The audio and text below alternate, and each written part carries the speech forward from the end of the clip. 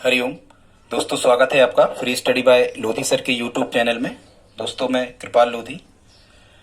दोस्तों आज हम आपको लेकर के आए हैं विज्ञान का कह सकते हैं आप, या फिर इसे भूगोल का टॉपिक कह सकते हैं। सौरमंडल के बारे में आज हम आपको बताने वाले हैं। दोस्तों आप किसी भी प्रकार के कॉम्पिटिटिव एग्जाम की तैयारी यदि कर रहे हैं और उसमें यदि जीके पूछा जाना है या साइंस पूछी जाना है तो निश्चित रूप से आज का वीडियो आपके लिए बहुत ही उपयोगी होने वाला है। यदि आप इस वीडियो में हमारे साथ अंत तक बने रहते हैं तो निश्चित रूप से आपसे सौरमंडल से आने वाले सभी प्रकार के प्रश्न बड़ी आसानी से बन रहे होंगे। इसमें हम आज आपको सौरमंडल के बारे में जानकारी देने वाले हैं तथा ग्रहों के बारे में विशेषकर जानकारी देने वाले हैं कि किस ग्रह का उपनाम क्या है, किस ग्रह को किस नाम से पुकारा जाता है, ग्रहों की निकनेम। इसके पहले दोस्तों यदि आप हमारे चैनल पर पहली बार आए हैं तो प्लीज हमारे चैनल को सब्सक्राइब कर लें, साथ में बेल आइकन पर क्लिक करें ताकि सबसे पहले नोटिफिकेशन आपको मिलता रहे। तो बगैर देर किए हुए आइए प्रारंभ करते हैं आज का टॉपिक। स्टूडेंट्स सबसे पहले तो हमें ये जानना जरूरी हो जाता है कि सौरमंडल या सौर परिवार क्या कहलाता है। तो पहले हम आपको सौरमंडल या सौर परिवार के बारे में ही बता देना चाहते हैं। स्टूडेंट्स सौर परिवार का मुखिया तो हालांकि सूर्य होता है, ठीक। फिर यदि आपसे कभी सौरमंडल की परिभाषा पूछी जाए कि सौरमंडल में मुख्यतः किन किन चीजों को सम्मिलित किया जाता है स्टूडेंट्स, तो यहां से एक चीज और आप यहां ध्यान रखना, सौरमंडल में मुखिया सूर्य होता है और पूरे सौरमंडल का 99% जो है वो सूर्य ही है। तो सौरमंडल की को हम परिभाषित कर लेते हैं स्टूडेंट। तो सूर्य ग्रह, ठीक है, ग्रह जो सूर्य का चक्कर लगाते हैं उनको ग्रह प्लैनेट कहते हैं, और जो ग्रहों का चक्कर लगाते हैं उनको उपग्रह कहते हैं। इसके बाद में क्षुद्र ग्रह और छोटे छोटे ग्रह होते हैं जिनको क्षुद्र ग्रह कहते हैं, ये भी सूर्य का चक्कर लगाते हैं। इसके बाद में धूमकेतु और उल्काएं। यहां से प्रश्न कैसा आता है कि निम्न में से कौन सौरमंडल या सौर परिवार का अंग या हिस्सा नहीं है। तो ध्यान रखना स्टूडेंट्स, सूर्य ग्रह, उपग्रह, क्षुद्र ग्रह, धूमकेतु या इनको पुच्छल तारा कहते हैं, और उल्का पिंड या उल्काएं, इनको मिलाकर के स्टूडेंट्स क्या कहा जाता है, सौरमंडल कहा जाता है। ठीक है, अब हम पुच्छल तारे या धूमकेतु को समझ लेते हैं स्टूडेंट्स। तो ये पत्थर, धूल व गैस के बने हुए छोटे छोटे समूह होते हैं। गैसों के वाष्पन और प्रकाश के परावर्तन के कारण जब सूर्य का प्रकाश इन पर पड़ता है, आपतित होता है, तो एक चमकदार पूंछ का आकार ये ले लेते हैं जिनको हम धूमकेतु या पुच्छल तारे कहते हैं। ठीक इसी प्रकार स्टूडेंट्स ये जो उल्काएं हैं ये आकाश में कभी कभी एक दूसरे की तरफ बहुत अधिक वेग से जाती हुई हमें दिखाई देती हैं, अथवा पृथ्वी के वायुमंडल में पृथ्वी की तरफ गिरती हुई हमें चमकदार दिखाई देती हैं, जिनको हम टूटते तारे कहते हैं स्टूडेंट्स, या इन्हीं को उल्काओं को लूका भी कहा जाता है। क्या कहा जाता है, लूका। ठीक है, इनके बारे में बताएंगे बाद में। तो सौरमंडल या सौर परिवार, इतनी सब चीजें जो हमने आपको बताई इनसे मिलकर के बनता है। अब हम देख लेते हैं प्राचीन विचारकों ने सौरमंडल के बारे में क्या कहा है। तो सबसे पहला स्टूडेंट जो सिद्धांत आया था ये दिया था टालमी ने, और टालमी ने कौन सा सिद्धांत दिया था, टालमी ने दिया था भूकेंद्रीय सिद्धांत। टालमी ने बताया था, हालांकि टालमी जो थे ये यूनानी वैज्ञानिक थे, भूगोल वेत्ता थे, भूगोलविद थे, भूगोल को जानने वाले, या वैज्ञानिक भी हम इनको कह सकते हैं। तो टालमी ने क्या दिया, सबसे पहले भूकेंद्रीय सिद्धांत दिया। भूकेंद्रीय सिद्धांत का मतलब ये होता है कि टालमी ने सबसे पहले बताया कि जो पृथ्वी है ये पूरे ब्रह्मांड का केंद्र है, बाकी जितने भी सूर्य, चंद्रमा, ग्रह और अन्य जितनी भी चीजें हैं ये सभी पृथ्वी का ही चक्कर लगा रहे हैं। ठीक है, ध्यान रखना। लेकिन बाद में इस भूकेंद्रीय सिद्धांत या पृथ्वी केंद्रीय सिद्धांत को बाद में टाल दिया गया। ऐसे याद रखना, बाद में से टाल दिया गया, मतलब इसे नकार दिया गया। वर्तमान में ये भूकेंद्रीय सिद्धांत मान्य नहीं है। इसके बाद आते हैं स्टूडेंट्स, तो फिर दिया सूर्य केंद्रीय सिद्धांत। मतलब सूर्य केंद्रीय सिद्धांत का मतलब है कि सूर्य ही सौरमंडल का केंद्र है और ग्रह वगैरह इसी का चक्कर लगाते हैं। ठीक है स्टूडेंट्स, तो इसे कहते हैं सूर्य केंद्रीय सिद्धांत। और सूर्य केंद्रीय सिद्धांत किसने दिया, निकोलस कापरनिकस ने। किसने दिया, ध्यान से सुनना, निकोलस कापरनिकस। या कभी यदि आपसे पूछा जाता है कि सौर परिवार या सौरमंडल की खोज किसके द्वारा की गई, तो स्टूडेंट्स ये की गई थी कापरनिकस के द्वारा।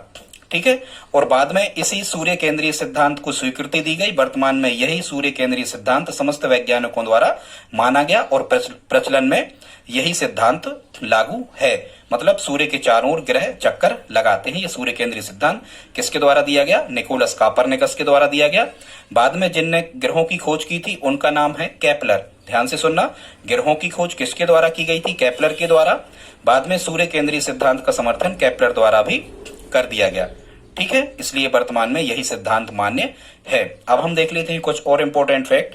सौरमंडल की खोज किसके द्वारा की गई? तो ये कोपरनिकस के द्वारा की गई, जो पोलैंड के निवासी थे। ठीक, कभी यदि सौरमंडल की खोज तो कोपरनिकस, निकोलस कोपरनिकस के द्वारा की गई। लेकिन कभी यदि आपसे पूछा जाए कि सौरमंडल का जन्मदाता किसे कहा जाता है, कभी आया है ये प्रश्न, तो स्टूडेंट्स ध्यान रखें, सौरमंडल का जन्मदाता किसे कहते हैं? हम सूर्य को कहते हैं। ठीक है, यहां ध्यान रखें, सूर्य। फिर ये जो ग्रहों के नाम हैं ये कहाँ के देवी देवताओं के नामों पर आधारित? तो ध्यान देना, ये मिस्र साम्राज्य में, जो मिस्र देश में जो रोमन साम्राज्य फैला हुआ था, ये रोमन देवताओं के नामों पर हैं, जो उनके इंग्लिश नाम है। ठीक है, जो इनके हिंदी नाम है वो अपने हिंदी में जो शब्द प्रचलित हैं उनके नाम पर आधारित है, लेकिन इंग्लिश में जो नाम है ये रोमन देवी देवताओं के नाम पर रखे गए हैं। ग्रहों की खोज किसने की? तो यहां से आपको ध्यान रखना है, ग्रहों की खोज कैप लगाए हुए केपलर ने की। जब इनने कैप लगाया तो इनको कुछ ज्यादा ही दिखने लगा, ऐसे याद रखना। तो केपलर ने ग्रहों की खोज की। और कभी कभी ये प्रश्न भी पूछा जाता है साइंस में कि ग्रहों से संबंधित गति के नियम किसने दिए? तो ध्यान से सुनना, ध्यान रखना, ग्रहों से संबंधित गति के नियम भी किसने दिए? केपलर ने ही दिए। कुछ चीजें स्टूडेंट्स और देख लेते हैं, इंपॉर्टेंट हैं। अब हम देख लेते हैं सूर्य से बढ़ती दूरी के क्रम में ग्रहों का क्रम। जैसे आपको पता है कि सूर्य के सबसे पास में कौन सा ग्रह है? तो ये बुध ग्रह है। बुध के बाद में शुक्र है, शुक्र के बाद में पृथ्वी है और पृथ्वी के बाद में मंगल है। ठीक है, मतलब पृथ्वी कौन से नंबर पे आता है सूर्य से बढ़ती दूरी के क्रम में? ध्यान रखना, तीसरे नंबर पे। हालांकि स्टूडेंट्स हम पृथ्वी, सूर्य, चंद्रमा इनके अलग से एक एक वीडियो अपलोड कर देंगे, बहुत अच्छे फैक्ट उसमें हम आपको बताएंगे। तो पृथ्वी सूर्य से बढ़ती दूरी के क्रम में तीसरे नंबर का है। सबसे पास का ग्रह बुध है। बुध, शुक्र, पृथ्वी, मंगल, फिर आता है बृहस्पति, शनि, अरुण और वरुण। इस प्रकार से वर्तमान में ग्रहों की संख्या कितनी है? वर्तमान में ग्रहों की संख्या स्टूडेंट्स कितनी है? 8 है। ठीक है, 8 क्यों है? ये जो यम ग्रह है, यम मतलब जो प्लूटो ग्रह है, अंतिम वर्तमान में प्लूटो ग्रह या अंतिम ग्रह को हटा दिया गया है। जो हमारा IAU जो संघ होता है, इसने 24 अगस्त 2006 को चेक गणराज्य की राजधानी प्राग में एक सम्मेलन किया, जिसमें यम या प्लूटो को ग्रहों की श्रेणी से अलग कर दिया गया। इसके अलग करने के भी कई कारण थे। एक तो ये पृथ्वी का जो उपग्रह है चंद्रमा उससे छोटा था, इसकी जो कक्षा थी वो वृत्ताकार नहीं थी, इसकी जो कक्षा थी वो वरुण ग्रह की कक्षा को काटती थी, जबकि नियम ये है कि किसी भी ग्रह की जो कक्षा है वो दूसरे ग्रह की कक्षा को नहीं काटना चाहिए, स्वतंत्र रूप से सूर्य का परिभ्रमण इसको करना चाहिए। तो ये वरुण ग्रह की कक्षा को काटता था। दूसरा, सूर्य से बहुत ज्यादा दूर था और ये बहुत ज्यादा ठंडा था, इसलिए 24 अगस्त 2006 IAU ने इसे ग्रहों की श्रेणी से अलग कर दिया। वर्तमान में जो यम है इसे क्षुद्र ग्रहों की श्रेणी में रखा गया है। आगे देखते हैं, दूरबीन की सहायता से खोजे गए जो ग्रहों के नाम हैं ये कौन कौन से हैं? तो ध्यान से सुनना, अरुण, वरुण और यम। ठीक है, लास्ट के जो 3 ग्रह हैं अरुण, वरुण और यम, ये दूरबीन मतलब टेलीस्कोप की सहायता से खोजे गए हैं। फिर कभी आपको प्रश्न आता है स्टूडेंट कि ऐसे कौन से ग्रह हैं जिन्हें नग्न आंखों द्वारा या साधारण आंखों द्वारा देखा जा सकता है, मतलब बगैर दूरबीन की सहायता से, जिनको हम नग्न आंखों के द्वारा देख सकते हैं बिना दूरबीन के। ऐसे ग्रहों के नाम कौन कौन से हैं? तो यहाँ आपको ध्यान रखना स्टूडेंट, जितने भी दिनों के नाम पर हैं, जितने भी दिनों के नाम पर हैं, जैसे बुध है, मंगल है, बृहस्पति है, शुक्र है, जितने भी दिनों के नाम पर ग्रह हैं इन्हें हम नग्न आंखों से देख सकते हैं बगैर दूरबीन की सहायता से। अब स्टूडेंट्स हम जान लेते हैं कि ग्रहों के कितने प्रकार होते हैं। तो यहाँ आपको ध्यान रखना है, हमने ग्रहों के प्रकार भी आपको यहाँ बताए हैं, यहाँ से भी प्रश्न आते हैं। तो ग्रह स्टूडेंट्स 2 प्रकार के होते हैं।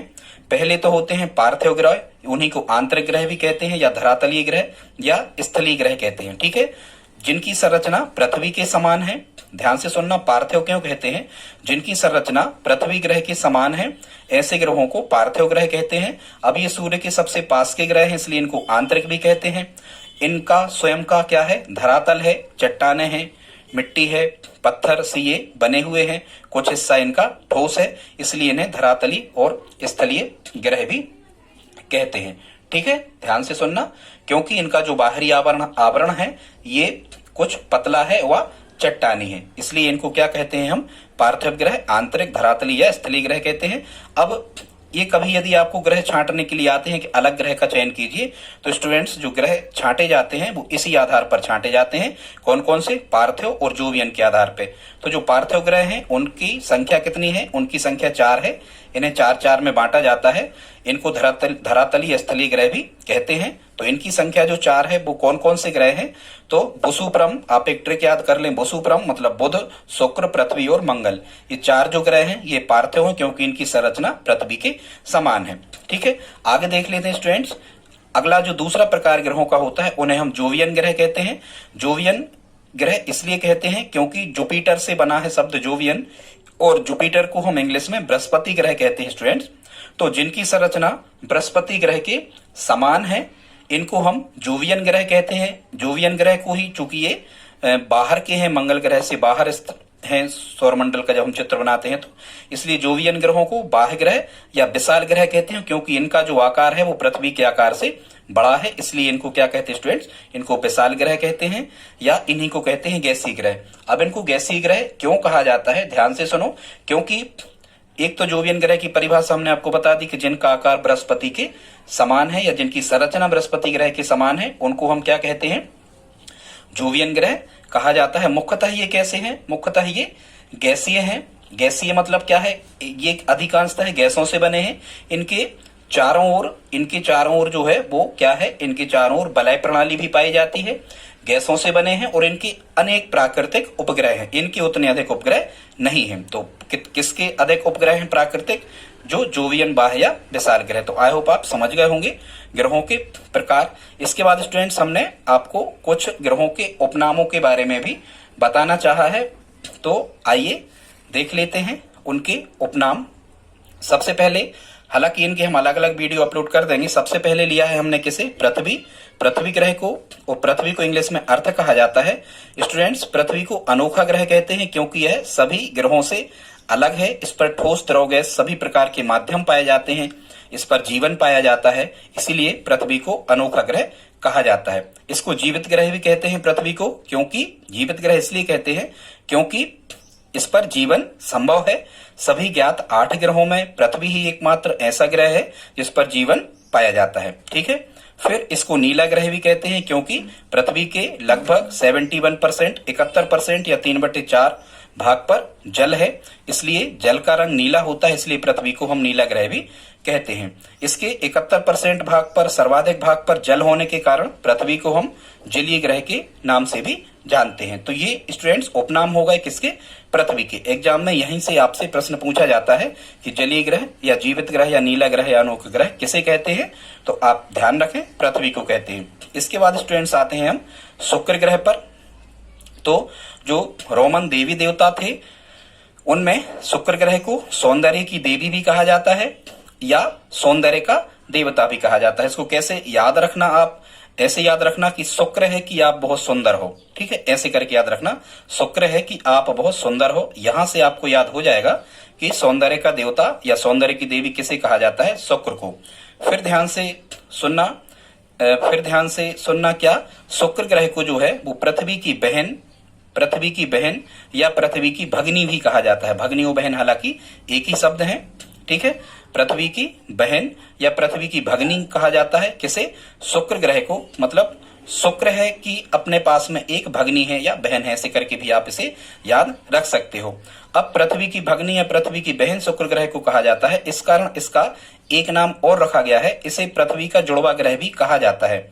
स्टूडेंट्स पृथ्वी का जुड़वा ग्रह किसे कहते हैं, शुक्र को कहते हैं, क्योंकि आप खुद समझो कि बहन भाई जुड़वा हो सकते हैं, तो बहन कहते हैं शुक्र को पृथ्वी की। तो पृथ्वी का जुड़वा ग्रह भी किसे कहते हैं, शुक्र को कहते हैं।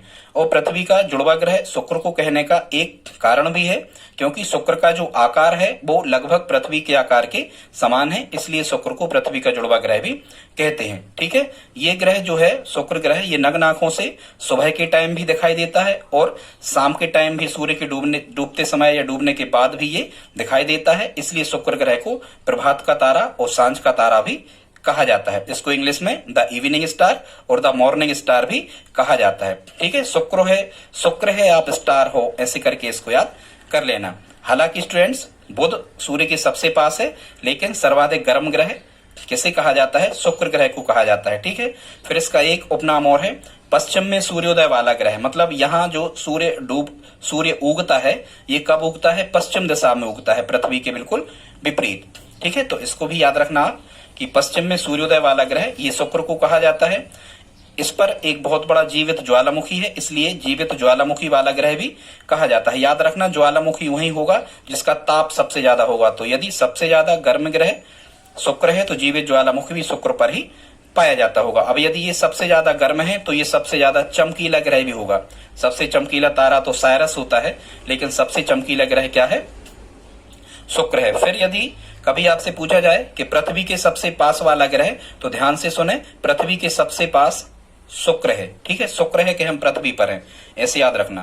तो पृथ्वी के सबसे पास का ग्रह शुक्र है और सूर्य के सबसे पास का ग्रह बुध है। इसके बाद आ जाते हैं स्टूडेंट्स मंगल ग्रह पर।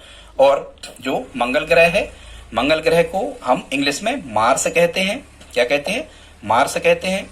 मंगल ग्रह को जो रोमन साम्राज्य में जो नाम रखे गए थे, उसमें मंगल ग्रह को युद्ध का देवता कहा जाता है। ध्यान से सुनना, युद्ध का देवता। ठीक है, अब भाई इनका नाम ही बहुत खतरनाक लग रहा है हमें, मंगल सिंह, ऐसे करके याद रखना, मंगल सिंह। अब यदि मंगल सिंह इनका नाम है भैया, तो ये अमंगल करने वाले होंगे किसी का। तो मंगल को युद्ध का देवता कहते हैं। चूंकि सौरमंडल हमारा एक परिवार है, सौर परिवार जिसको हम कहते हैं, तो मंगल को पृथ्वी का बेटा भी कहा जाता है। ध्यान से सुनना, पृथ्वी का बेटा किसे कहा जाता है? मंगल सिंह को। ठीक है, ये पृथ्वी का कल्याण करने के लिए आए, इसलिए पृथ्वी का बेटा किसे कहा जाता है? मंगल को। मंगल ग्रह को और ध्यान से सुनना। वैसे ही मांग, देखो अपन मांग भरते हैं ना, यदि अपन मांग भरते हैं किसी की, तो किस रंग का सिंदूर होता है? लाल रंग का होता है। ऐसे आप इसको जोड़ लेना स्टूडेंट्स कि मंगल ग्रह को लाल ग्रह भी कहा जाता है। लाल ग्रह किसे कहा जाता है? मंगल ग्रह को कहा जाता है। क्यों कहा जाता है, ये भी कभी कभी पूछा जाता है। तो आयरन ऑक्साइड पाए जाने के कारण, आयरन ऑक्साइड, लोहे के ऑक्साइड जहां भी होते हैं, यदि इनको थोड़ी सी वायु मिल जाए तो ये लाल रंग छोड़ते हैं। ठीक है, ऐसे करके याद रख लेना कि आयरन ऑक्साइड पाए जाने के कारण मंगल ग्रह को हम क्या कहते हैं? लाल ग्रह कहते हैं। ठीक है, पृथ्वी के समान ऋतु परिवर्तन वाला ग्रह ये भी मंगल है, क्योंकि देखो पृथ्वी के समान ही ऋतु परिवर्तन होता होगा, तभी तो इस ग्रह पर जीवन की संभावना खोजी जा रही है। तो ध्यान से सुनना, जीवन की संभावना वाला ग्रह भी मंगल को कहते हैं कि आगे जाके कभी मंगल पर जीवन संभव हो पाएगा। यहाँ 6 माह का दिन होता है। ये 6 माह जो ऋतु 6 माह का दिन नहीं होता, 6 माह की गर्मी और 6 माह की ठंड होती है। लगभग पृथ्वी के समान ऋतु परिवर्तन होता है मंगल। आई होप आप समझ गए होंगे। इसके बाद स्टूडेंट 4 नंबर पे आते हैं, तो बृहस्पति ग्रह पर चर्चा कर लेते हैं। बृहस्पति ग्रह को इंग्लिश में जुपिटर कहा जाता है। ध्यान से सुनना, ये रोमन साम्राज्य में देवताओं का राजा कहा जाता था। किसे? बृहस्पति। ठीक है, वैसे ही पति या स्वामी ऐसे अपन कहते हैं, ये राजा के पर्यायवाची भी होते हैं। पति लिखा हो या राजा या स्वामी लिखा हो, इस टाइप से। तो देवताओं का राजा किसे कहा जाता है? बृहस्पति को कहा जाता है। वैसे ही अपने यहाँ देवताओं का गुरु किसे कहते हैं? जैसे राक्षसों के गुरु शुक्राचार्य होते हैं, वैसे ही देवताओं का गुरु कौन थे? बृहस्पति जी थे देवताओं के गुरु। तो देवताओं का गुरु किसे कहते हैं? बृहस्पति। ये ऋषि थे अपने यहाँ, देवताओं का गुरु बृहस्पति को कहते हैं। और देवताओं का राजा भी किसे कहते हैं? बृहस्पति। ठीक है, ये सबसे महत्वपूर्ण देवता थे रोमन साम्राज्य के लोगों के, जुपिटर। ऐसे याद रख सकते हो, सबसे बड़ा ग्रह। वैसे ही आपको याद होगा किसी भी या ऐसे याद रख लो, बृहस्पति की स्पेलिंग भी सबसे बड़ी है सभी ग्रहों में। 1 2 3 4 5 अल्फाबेट इसमें लिखे हुए हैं, तो ऐसे याद रख सकते हो। जिसकी स्पेलिंग बड़ी वो सबसे बड़ा ग्रह है। बृहस्पति सबसे बड़ा ग्रह है, और जो सबसे बड़ा होगा वो सबसे कैसा होगा? भारी। सबसे भारी भी ग्रह है। इस पर चुंबकीय तूफान के कारण विशाल रक्तम धब्बा देखा गया है।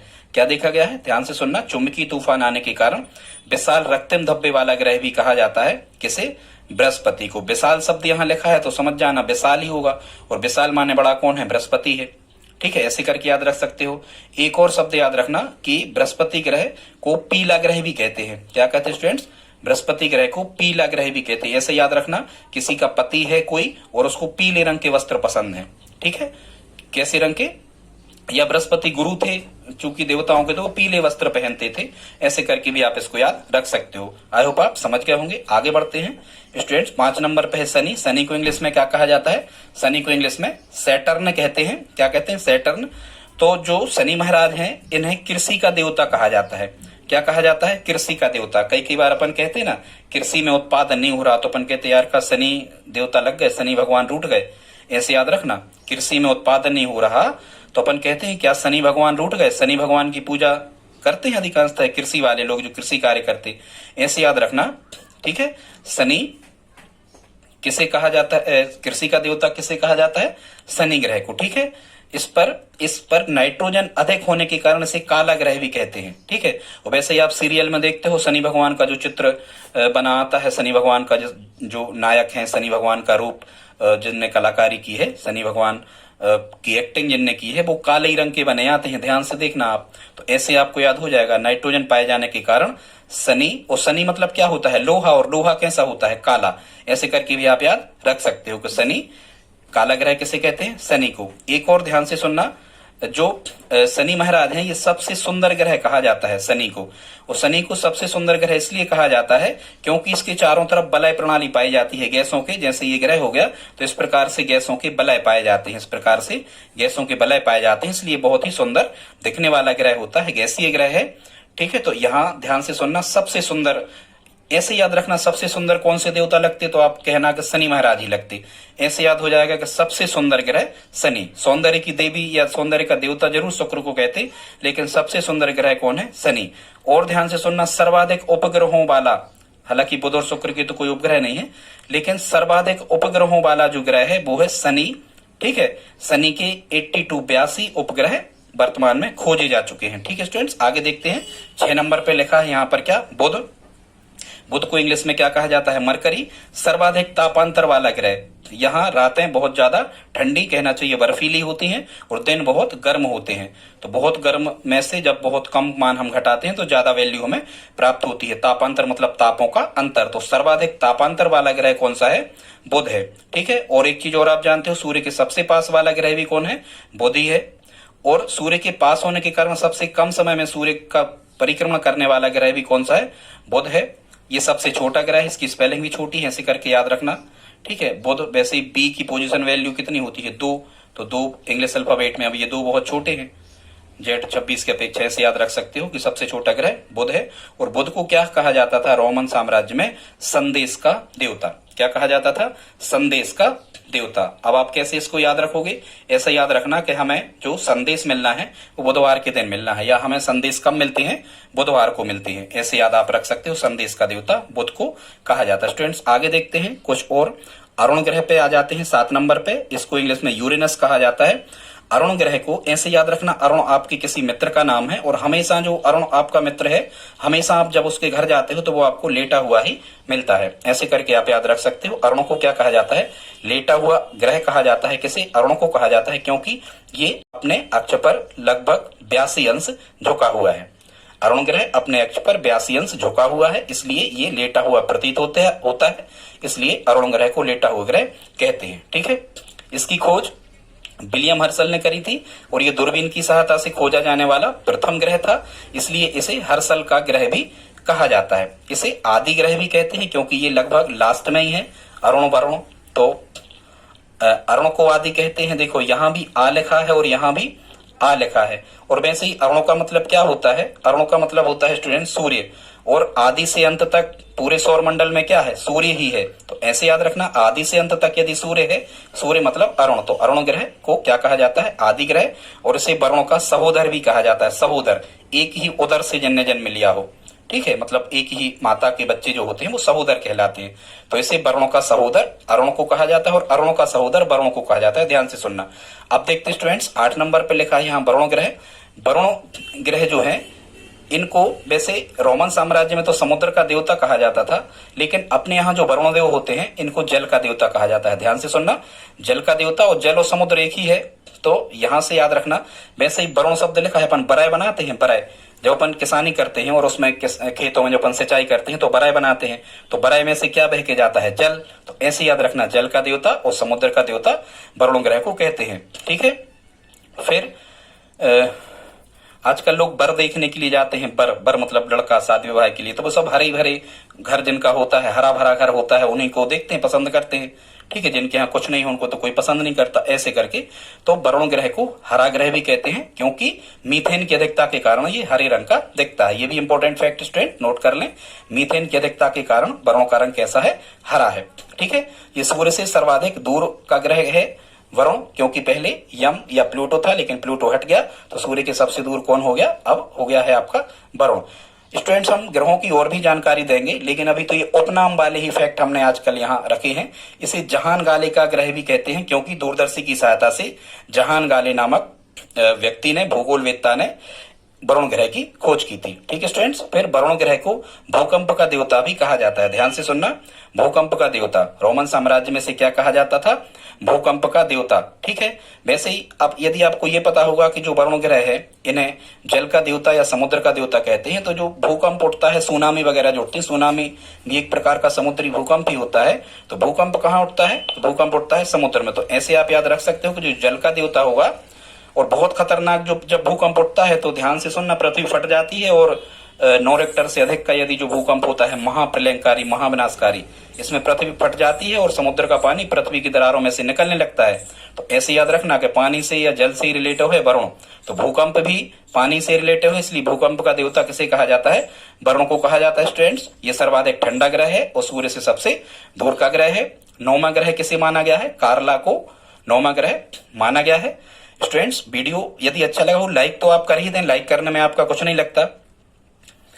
इसी प्रकार के अन्य वीडियो हम आपके लिए लाते रहते हैं। ये हमारा सौर मंडल का फर्स्ट पार्ट था। हम सभी ग्रहों के बारे में अलग अलग, सूर्य के बारे में, पृथ्वी के बारे में, चंद्रमा के बारे में अलग अलग वीडियो आपको लेकर आए हैं, आएंगे और आगे जाकर के। ठीक है स्टूडेंट, तो आज यही विराम करते हैं। वीडियो अच्छा लगा हो और यदि आप हमारी हेल्प करना चाहते हो तो प्लीज इस वीडियो को अपने दोस्तों के साथ स्टडी ग्रुप में शेयर करके आप हमारी हेल्प कर सकते हैं। मिलते हैं अगली वीडियो में, तब तक के लिए जय हिंद, जय भारत।